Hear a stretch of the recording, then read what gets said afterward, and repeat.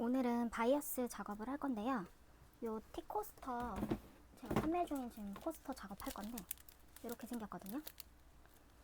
이게 지금 원래 이렇게 테리 원단이거든요. 앞면이 테리 원단이고 뒷면이 약간 니트 같이 돼 있어요. 단면이라서. 근데 앞면으로 작업을 했더니 이 테리가 약간 성글성글 하잖아요. 그래서 이게 이제 소품이다 보니 워낙 사이즈가 작으니까 이쁘지 않더라고요. 그래서 그냥 뒤집어서 작업을 했어요.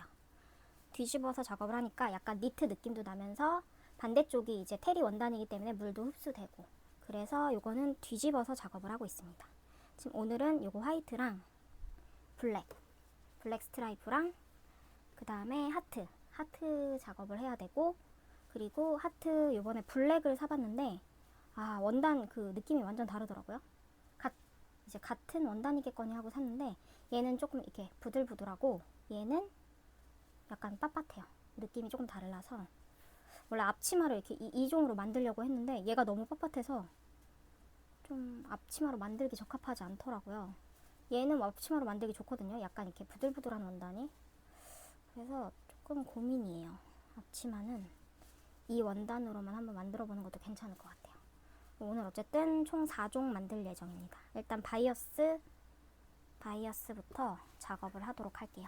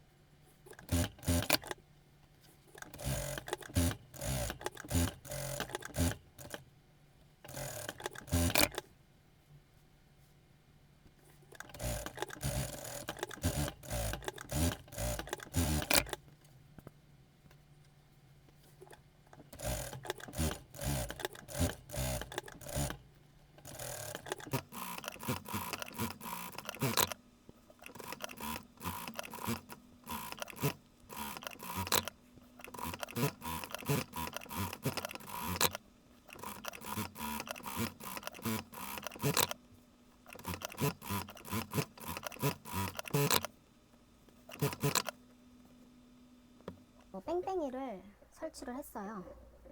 이게 사실 제가 쓸 바이어스는 요만큼이어서 사실 뺑뺑이까지는 필요 없는데, 바이어스 원단이 잘 풀려야 그 작업물이 잘 나오거든요. 그래서 일단 원래 여기다 설치하는 건 아니에요. 원래는 여기다 설치를 해야 되는데 제가 이걸 생각 안 하고 여기다 서랍을 쳐버렸어요. 그래서 원래 여기다가 설치하고 작업을 하고요. 아마 여기다 지금 설치해서 약간 간섭이 생길 것 같거든요, 여기에. 일단 한번 작업해보고 어떨지 봐야 될 것 같아요. 이렇게 해서 이제 저는 자석형이 아닌 그냥 침판 고정형으로 쓰거든요. 고정형으로 작업하는 이유는 이제 자석형은 조금 간단한 거? 몇 개 안 될 때? 그럴 때는 자석형을 쓰는데, 이렇게 한 번에 작업을 많이 할 때는 고정형으로 쓰면 훨씬 속도도 빠르고 고정이 돼 있어서 더 안정감이 있어요. 그래서 저는 라빠 연습을 할 때 처음부터 그냥 고정형으로 연습을 했거든요.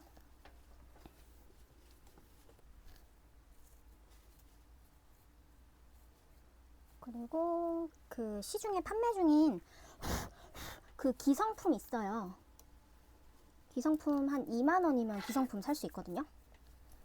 그걸로 일단은 먼저 구매하셔서 연습을 하시고, 이제 이거는 저는 이제 그 장안칠성 라빠에서 이 고정형 라빠를 이제 작업을 맡겼거든요. 그 맞춤으로 제작을 했어요.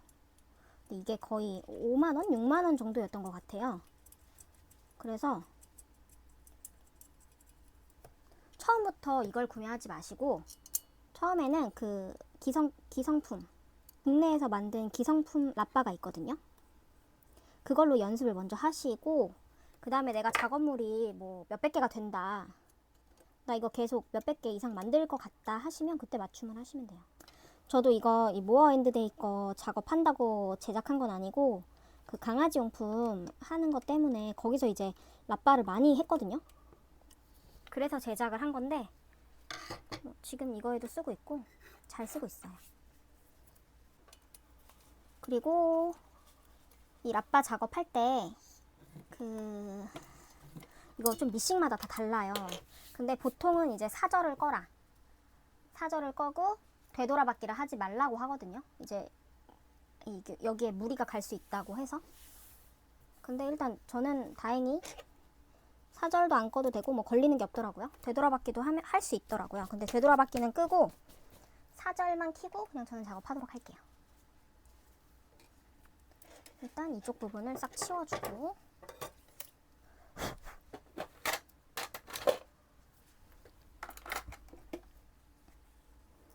그러니까 라빠가 잘 되려면 원단이 딸려오는 요게 되게 스무스하게 잘 빠져나와야 작업이 잘 되거든요. 각자 연습을 하실 때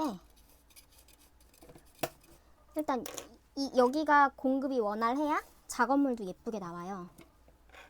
그래서 지금 저 보면 지금 뺑뺑이를 이렇게 했기 때문에 뺑뺑이를 뒤로 해놔서 이게 안 들어가네. 조금 간섭이 생기거든요. 그래서 이거를 좀만 앞으로 당기고,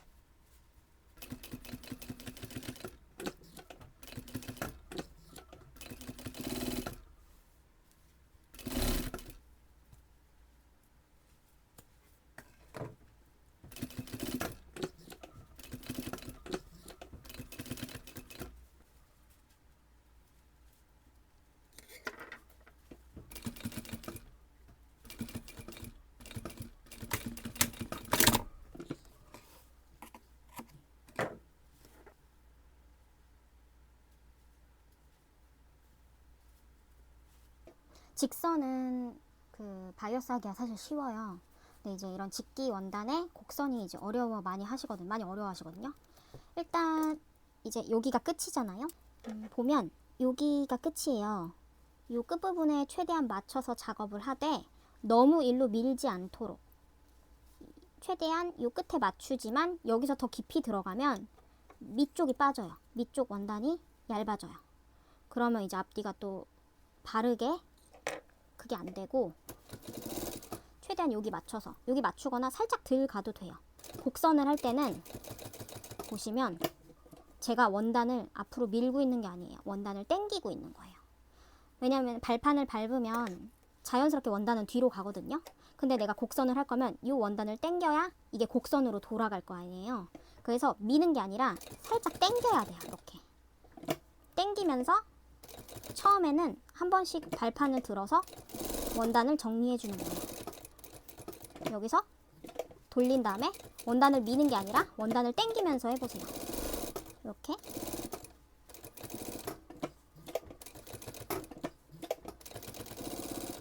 원단을 미는 게 아니라 원단을 당기면서 하면 그 곡선이 딱 돌아가거든요. 딱 그 느낌이 있어요. 원단을 내가 당겨서 작업하면 아, 원단이 지금 도는구나, 이게 딱 느껴지거든요.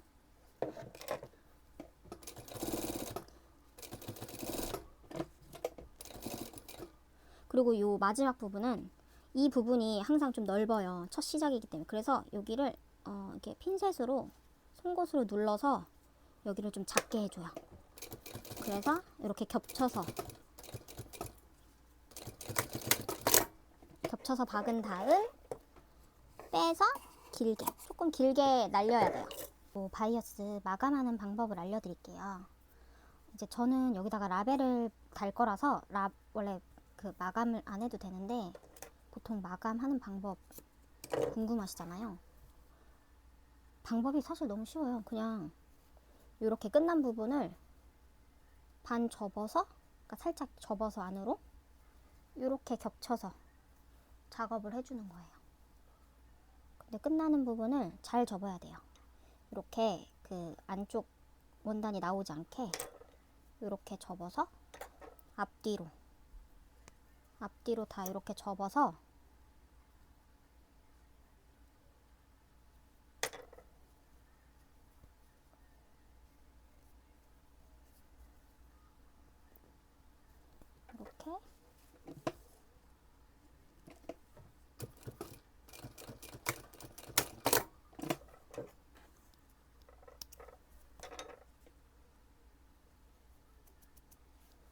이렇게 보이시나요?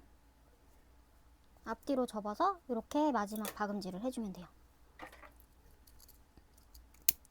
이게 손바이어스 할 경우에는 여기랑 이렇게 합쳐서 할 수 있는데 이제 랍바로 하면은 대부분 이제 이렇게 작업을 하거든요.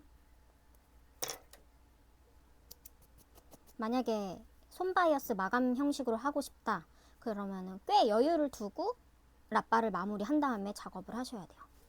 그러니까 약간 손바이어스로 하면은 마감을 좀 더 이쁘게 할 수 있는데 그 대신 속도가 조금 느리고 그냥 랍바로 작업하면 그 속도는 훨씬 빠른데 마감이 조금 아쉬운. 그래서 마감은 이런 식으로 하면 됩니다.